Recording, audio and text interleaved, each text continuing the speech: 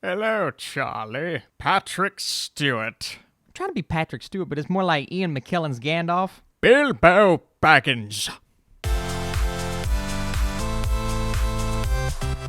What is up, Flick fans? Welcome back to my channel. Today we are talking Charlie's Angels 2019. Is it a reboot? Is it a remake? Well, it's kind of a sequel. We're going to talk about all of these things. If you guys have seen the movie, let me know what you thought of it in the comments section, and let's talk about it. So when a systems engineer blows the whistle on a dangerous technology, Charlie's Angels from across the globe are called into action, putting their lives on the line to protect Society. So starring in this film, obviously, we have Patrick Stewart, Elizabeth Banks, Kristen Stewart, Naomi Scott, and newcomer Ella Balinska.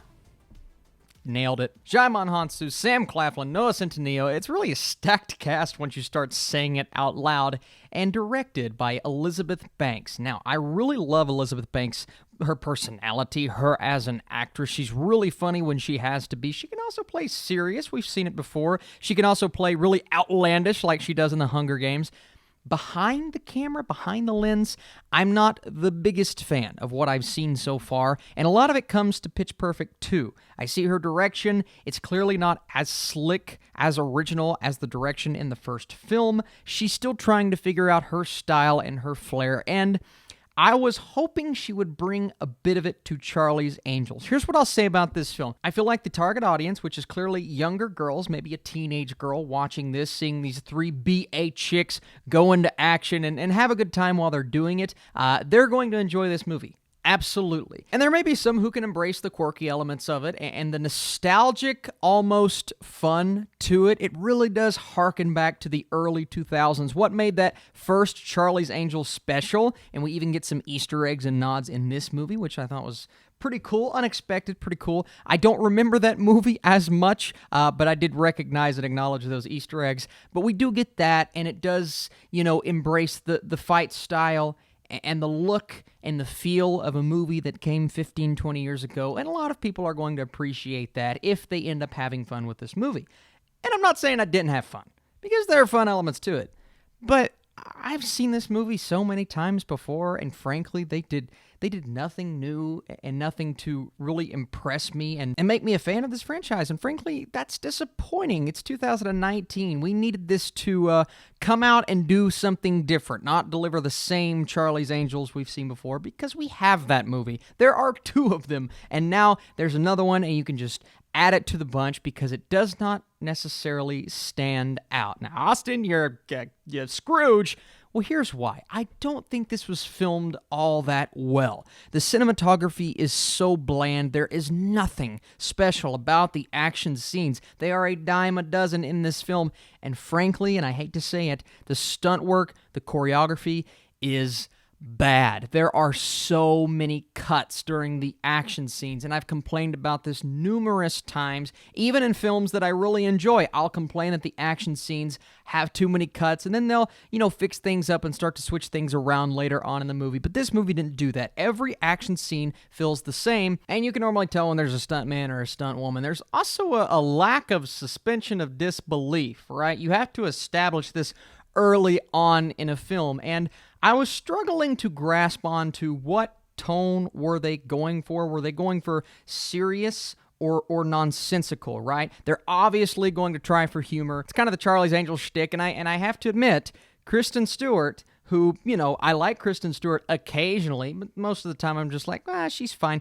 She was probably my favorite part of this movie. Obviously, I think the best actress is Naomi Scott. I love her, but Kristen Stewart, blew me away, especially with her humor. But they attempt to do this all throughout the movie, and then things happen, and you're just like, did nobody see the girl hanging out of the tower with the sniper rifle when they're talking back and forth as a team? And I'm just like, everybody's just looking around, and nobody sees the chick with the sniper rifle, and there's a lot of people there.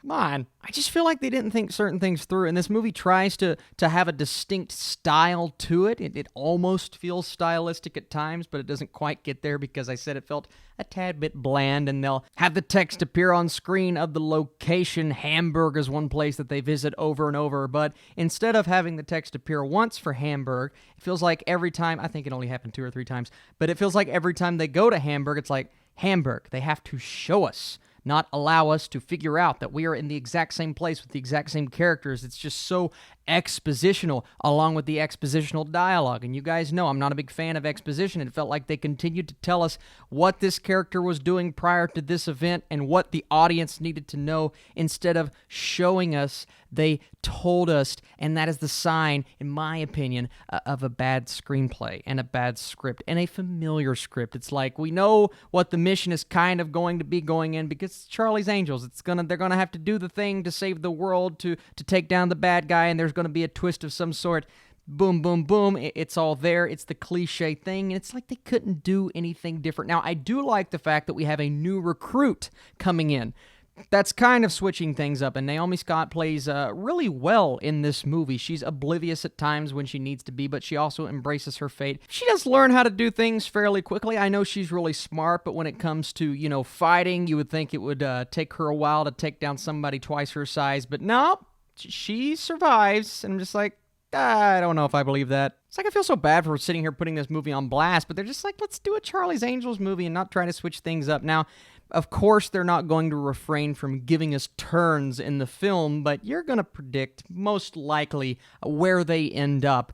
For some, it's not going to bother you. If you're looking for just a fun, entertaining time, you turn your brain off, they should have probably been on streaming because there was nothing visually or audibly spectacular about it, and I'm afraid it's going to struggle a bit at the box office. Regardless, guys, it's just not a movie for me. That's what I'll say at the end of the day. I do think it'll have its fans. It's not the worst thing I've seen all year, but I'm just like, I don't know if I would. I'm not going to watch this ever again. If you guys enjoyed this video, before I give you my score, be sure to hit that thumbs up button. It helps out this channel, and it'll tell me you want more from me in the future. I'm gonna go 48% for Charlie's Angels.